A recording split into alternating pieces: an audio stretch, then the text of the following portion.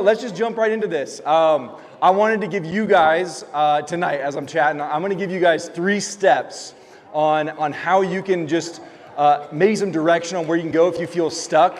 If maybe you're sitting there, you're like, man, I am looking for a place to, essentially the tagline is, if I want you guys to, instead of just showing up, I want you guys to be able to show off outside these walls. If you feel stuck, I want you guys to find some freedom. I want to give you 3 steps that you guys can take to just figure out more about your faith. Wherever you're at in that journey, whether you're like, I'm figuring this all out or I'm all in, I want to give you guys those 3 steps. And so before we jump in, I want to just preface a little bit of, I got the opportunity to play college basketball when I was growing up, my sophomore and senior year. I played college basketball. In my senior year, I had this really cool opportunity where the coaches brought me in and they're like, hey, we want you to help train and coach up the freshmen or transfer players. So it was a neat thing because I was like, all right, let's get them with the program. Let's tell them about the commitments. Let's make sure they have the right grades so they can stay eligible. Let's make sure they know how we're going to eat well, how we're going to train well, that when we show up for practice, we're ready to do work. It's not time to mess around. Like, it was a cool opportunity to be able to train the freshmen and transfers coming in. And that's what I want to do a little bit tonight, is I want to kind of lean into a coaching role here at Rocky Students, because I've been here long enough to kind of watch collectively where I think there's a lot of areas where most of us could probably step in and grow. All right, and so that's my hope. I always want to let you know, like, I maybe have had a hard conversation with you before. I maybe have never met you before. Maybe you've been here forever. I love all of you guys, all right? And so when I share some things that maybe ask you to lean into something or look at an area in your life that I maybe think you aren't doing so well at, it's not because I'm trying to like make you feel bad or like, hey, you should have some shame in your life. I'm really just trying to help you, and I just want to let you know like where I'm coming from, all right? So here's a couple questions that maybe you here in the room are thinking when it comes to maybe feeling stuck, or maybe you're just trying to survive life, or maybe you're like, man, this has been the same thing for 2 years, when is this gonna stop? I wanna give you guys a couple questions to just think of. So maybe it's like, why do I still feel empty? Maybe it's, why haven't I grown? Why isn't my faith making an impact? Why am I still coping with bad habits that aren't helping me actually get over what I'm trying to get over? You might have your own questions that you're facing every week, so it might not be the ones that I said. And here's a couple things. I just always want to let you know, like, you aren't alone in this question, and you also don't need to stay there. So that's my hope, is I give you some steps in to like make a decision tonight, just to move a little bit, all right? Here is, I think my notes here are mixed up. Give me a second. Where was I?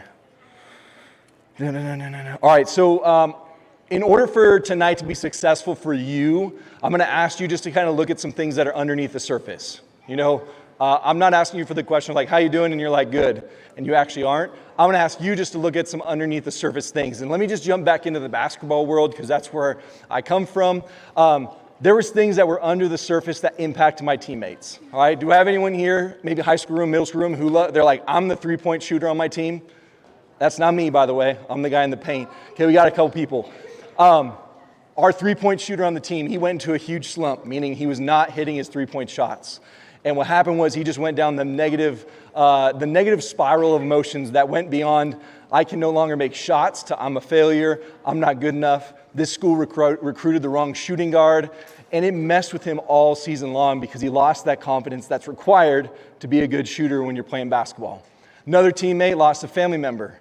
That's an under the surface thing when you got to show up to a game and you're dealing with a lot of things underneath, but yet on the outside, you got to play defense, you got to play offense, you got to take criticism, you got to, the whole thing, right? Stuff that was underneath the surface was showing up in practice or in games. Or maybe there was the teammate who just thought that showing up to practice was going to be good enough. They thought that, man, if I just show up, I'm gonna get better. But they weren't eating right. They weren't even really, they weren't sleeping right. They weren't training or lifting right. They just were like, I'm gonna show up to practice. Practice might help. You're not gonna maximize your skill set if you just show up to practice and do nothing else, right? So those were some under the surface things when it came to basketball. And again, I think there's a lot of things that you might be asking out loud to yourself, right? And so let me just shift those questions to more under the surface things, and here's some of them. Can I actually really change? Like, is it worth me paying attention tonight to Matt? Is anything really going to change? Why does God feel so distant? What's my purpose? How do I stop struggling with the same things? Is my faith real or just routine? Why do I feel alone? And I think Jesus actually answers those, but he doesn't answer them at a distance. It's going to ask for you to just to take a step in and experience it, all right? And so back to when I was a senior, there was 3 things that we always did with incoming freshmen or transfers. And the first one was helping them realize that they needed to change. Because guess what? They were an all-star in their city, but now they're joining a team full of all-stars, and they ain't the all-star no more. They're not even the best one on the team because we've been playing 3-4 years, and now they're no longer the best person on the team, so now they got to figure out how are they going to change to catch up to where we're at. We had to make sure they knew there were some things that they need to change. The second thing that we did was we needed to identify that change and attack it. If you've ever been in sports, you got to look at the film. The coach has to be able to coach where your weaknesses are at, right? And then the third thing was, hey, we wanted to invite you into a vision that it's not about you. If you just want to be here to try to transfer someone else, get all the stats that you can, you're going to be sitting the bench all season long because it's not about you. This is a team sport. And so those 3 concepts I kind of want to invite us into in our own journey here. And so the first one, it's about Romans 12:2, which essentially says this. It talks about being transformed by changing our perspective. So on the basketball team, what that represented was realizing you have lots that needs to change. So when it talks about transformation, it's just a fancy word for change. And here's the question that if you're sitting there and being like, well, why does this matter? Do you ever ask yourself the question, why do I feel stuck? That's what I'm going to talk about in this quick moment here. Because the truth is, real growth happens when you stop conforming and you let your mind be renewed or start changing. So here's an example of like, when it came to basketball, if I always thought this is how an offense was run, I got to relearn the new offense with the new coach because that no longer is going to work. So maybe you're sitting there and you're being like, I feel like I've been stuck in this place in my life for a long time. My question to you is, has anything changed? That's what this verse is essentially saying is what's transforming your life to lead to change. Here's an example. We're here on a Wednesday night. How many of you guys have sat in this room and when someone up here starts to speak, you're like, I'm not going to listen for the next 10 minutes. I get it, but there's a part of me where I'm like, there's a lot of people up here who are sharing their stories who we don't have it all figured out. Trust me, we don't have it all figured out, but there's some wisdom in the people who have got up here and shared. And so for 10 minutes, could you just lean in and be like, what could I maybe learn from them that could change my life? If you're sitting there being like, I feel stuck currently, here's a great opportunity to listen in to maybe moving out of a place of being stuck by listening to someone's story, right? I guess my question to you is like, how long are you going to sit here for 10, 15 minutes and waste that time versus finding 1 minute of something that could be really helpful for your life? Super easy, all right? I have a bunch of other things that maybe you're sitting there and be like, I feel stuck, but you're not speaking to me. Come chat with me after because I got 10, 15 more things for you that I could help you move from being stuck to more freedom, right? So just come chat with me if you want to know more about that. I'm not going to go into them now. But here's kind of the deal about it's kind of here's my visual for it. If you feel stuck, your life might be like looking in a mirror. You're replicating what you see, what your friends do, what people are chasing after, how people live. You're caught up in being like, that's what I want to do. And my challenge for you is if you feel stuck and that's not working, you need to shift perspectives.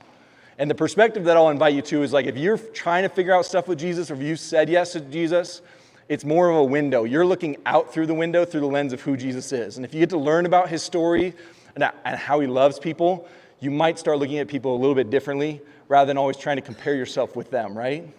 So that's a little bit of that kind of visual piece. I think the part that I love about this is you're not going to accidentally become more like Jesus, right? You got to step into change. So that's my encouragement to you. The second part, 2 Corinthians 5:17, you realize following Jesus makes you a new person.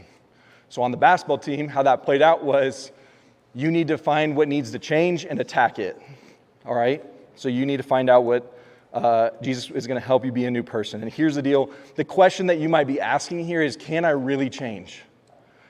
If you're like me, there's things in your life you're like, it has been 3-4 years of trying to figure out how to change this area of my life. Is it going to be like that forever? Can it actually really change? And I think the truth is yes. We see it in Scripture where Jesus says, I will help you become a new person and will shake off the old. Again, if you've done sports or maybe you've done music, you got to let the coach coach. They're going to look at your film and they're going to be like, look at your defense here, you were in the wrong position. Your shot here was a bad shot decision. Let's readjust that. They're going to give you all the directions. You're going to watch the film, play it back, and improve from it. So I think there is a level here where we're just going to be like, let's partner with Jesus on that. And here's the deal. It's not a better version of you. I'd rather call it like it's a rebrand. All right? It's not a you 2.0, but it's a new you. And to just stick with the brand topic, I'll be like, it's you collaborating with Jesus. And maybe that's a new concept for you, but have you ever just considered, what does it look like for me to partner with Jesus on the things that I do in my life? It's a lot better to do it with someone than to do it by yourself. Here's the deal. Jesus didn't come to clean you up, essentially just stick on brand. He came to rebrand your life. If you guys didn't, this is kind of a fun fact that I found. Lamborghini, does anyone know how it started out? It started out as a tractor company. And now it's moved on to be one of the coolest car-making companies that we've ever seen. I'm really glad they changed because we get to see cool cars versus just tractors. But I think there's a level there that we can learn from, right? There might not necessarily be something wrong with you, but how much better could it be when we start partnering with Jesus and do a rebrand? So, moves us on to the third step that you can take, which is Ephesians 4:12. And it's you have strengths and talents that need to be shared with others, all right? So in basketball, this was that term of, it's about a team set mindset, it's not about you. And here's the question that answers if you're asking, and it is, what is my purpose? Right? We're going to be talking about purpose here for a second, and I'll just tell you, if it is all you focused, that's the wrong answer. It's got to be more than just you. You see, you're gifted, you're called to build others up, right? Like we're designed to be together. It's not just about you. And I'll be honest, one of my biggest things that I hate about the Christian culture, and if you've been around it long enough, especially in America, you will see it at some point in time where there are Christians who are like, following Jesus is all about me. It drives me absolutely crazy. But I also am like, if I'm going to point the fingers at them, I'm going to ask the same question of us to evaluate. Have you ever sat there on a Wednesday night and you've been like, why are they here? I think if you found yourself asking that question, I think you've turned a Wednesday night into being only about yourself, or at least a part of it. Maybe you're in a group of friends, and guess what? You are a person who loves talking to your friends, but you have never yet asked a question of your friends. You don't actually really know how your friends are doing because you spent all the time talking. That might be an indicator that life is all about you. It might just be worth a little bit of time to ask them a question to see how they're doing. Maybe you're sitting there and these don't relate to you. Maybe you're sitting there and you're like, man, I got some gifts and talents that I want to share with people, but I'm way too afraid to get up in front of people or to show people that I make music or to try and edit anything and put it up on social media because that's way too scary. And the part that I want to encourage you in is don't let fear take over. We need you. You have talents that can build other people up. Don't let fear take over that and be like, honestly, when we give into it, it's like we are actually just giving into trying to be comfortable. And the reality is I'm actually missing out on some opportunities to really make some impact in people's lives. All right, so those are just a couple things when you're looking at, do I have purpose? You're going to find it when it comes to doing stuff for other people. So I just want to, when it comes to this purpose conversation that we're having, you're not saved from something when you follow Jesus. You're saved for something, and that thing is your purpose. If you want to know more about that, SummerCon is the perfect opportunity for that this summer, so stay tuned. But here's the deal. If your faith ends with you, you have a lot of growing in your faith to do. And what I mean by that is we often see Jesus be about other people and not himself. There's going to be moments where you need to take care of yourself. The steps I'm giving you are for yourself. But at the end of the game, I always want to paint the picture that when you feel like maybe you've jumped into groups and you're like, man, this is a cool opportunity. I think when we go back to, I missed this part where we're talking about, can I really change? One of my challenges to you is like, have you ever jumped into groups before? Do you think there's a chance that maybe just showing up to Wednesdays will help change you? But if you're getting curious about Jesus or you say yes to following Jesus, have you ever jumped into groups? And maybe you're in groups, but have you ever let the content leave the room and actually impact how you live your life, or does it stay in that room when you leave? Those are just a couple other things that I missed when it said about, can I really change? You can. You just got to put in a little bit of work. But as I kind of just wrap this thing up, again, it's about other people. And I don't know where you're at in these steps, but I promise you, if you lean into it, there will be change that happens in your life. I saw one on the basketball team. It radically changed those freshmen and transfers experience because there was an upperclassman who was helping coach them through the steps that they needed to take. So that is my hope tonight, is that I've been able to stand up here and give you guys a couple steps that, man, if you lean into these, I can almost guarantee that in 6 months, a year from now, you're not going to be looking back and being like, man, I'm the exact same person I was in 6th grade. I'm the exact same person I was in 10th grade. It's going to be a different story. And all I'm asking you to do is take a couple simple steps, all right? So here's just a little bit of how I want to kind of wrap it up. You don't have to have it all figured out, but you do have to take a step. You often maybe have heard nothing changes if nothing changes. Put in some sort of step in your life, right? I already made the challenge. Are you just going to listen to another person stand up on stage, give you guys a couple things, and leave and nothing changes? That's okay, but I think there's an opportunity here to make a difference and to do something different, all right? So here's a couple last questions for you that I'll end with. When you maybe listen to the different steps, maybe for you, is it time to stop hiding? I don't know what that is for you, but is there something that you need to stop hiding? Do you need to maybe just jump in a group on a Wednesday night? Do you need to start sharing your faith?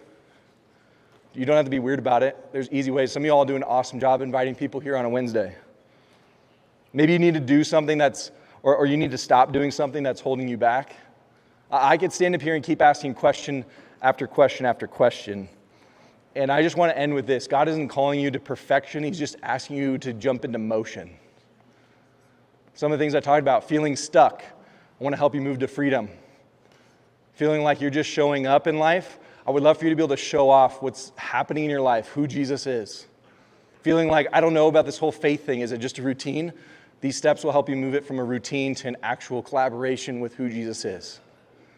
All right, so would you guys just join me in prayer, and then we'll hang out a little bit more tonight. Jesus, man, I just thank you so much for my friends here tonight, this opportunity that we have to be together, to learn about you, and just to jump in and be like, what is it that you want for our life? How do we not be the same person we were 2 years ago? How do we keep building? How do we keep loving people well? Will you just maybe surprise some of us? Because some of us have been sitting here asking you to show up for a couple years and we feel like we've seen nothing. Will you surprise us? Will you help my friends in the room who don't feel loved to feel loved? My friends in the room who don't feel like they matter, will you surround them with people who tell them that they do? And we're just so thankful for a Wednesday night, for this city, for the people in this room, for our friends at our schools, for our teachers, for our families. And again, just thanks for tonight. Help my friends to have a great rest of the week. We pray in your name. Amen.